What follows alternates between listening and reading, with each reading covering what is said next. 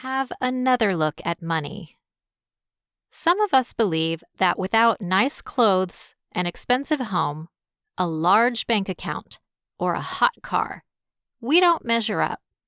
After all, in our culture, money and the things it can buy are the standard indicators of success. We've been conditioned to love shiny new things from the time our little feet hit the preschool halls. And from there, we become more and more aware of what we have compared to others.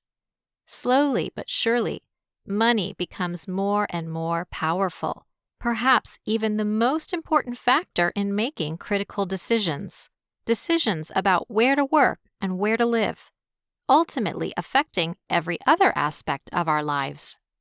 If we believe that money determines our value in the world, it will take precedence over everything.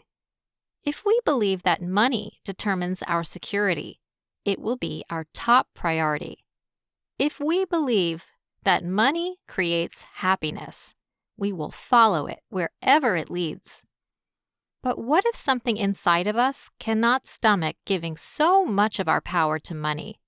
What are we supposed to follow instead?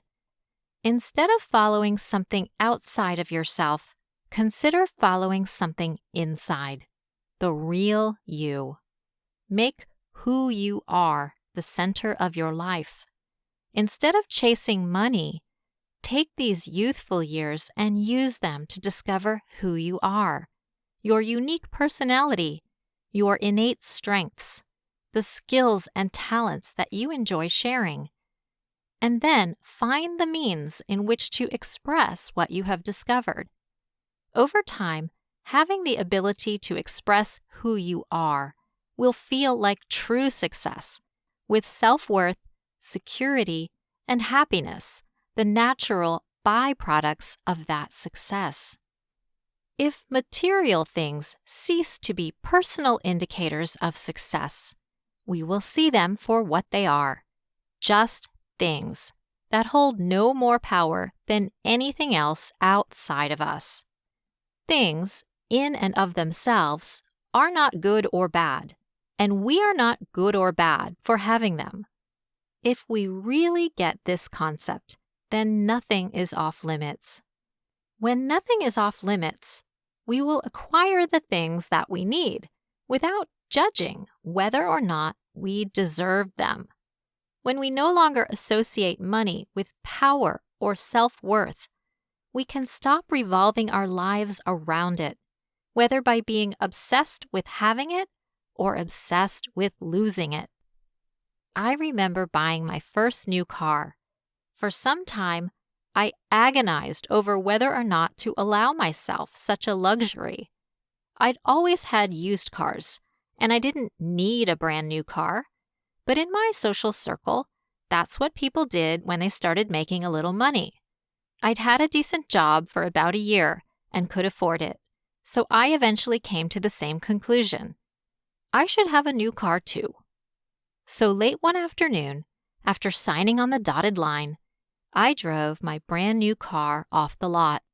I remember that as I drove home, my thoughts fluctuated from, "This is too good for me," to, "Look how awesome I am in my new car." Something about that expensive, shiny new car threw me completely off balance. Just a few hours later, as it sat in the driveway back at home, a freak storm pummeled my brand new car with giant tree branches, smashing the windshield, caving the hood in, and tearing off a rear view mirror. Sometimes life's lessons occur over small increments of time, but sometimes your new car gets bashed in before you've even had it for a day. Here's what I took away rather quickly from that incident. I was so worked up about a car, belaboring over the expense and struggling with whether or not I was deserving of it or better than others for having it, that the true, natural world was going to make me see that all of it was ridiculously superficial, a waste of too much time and attention, and had nothing to do with who I was. before things really got out of hand. Do the work to discover who you are, and let the things that make your heart feel joyful guide you to personal success. This way, whether you have a little or a lot, you can still be content.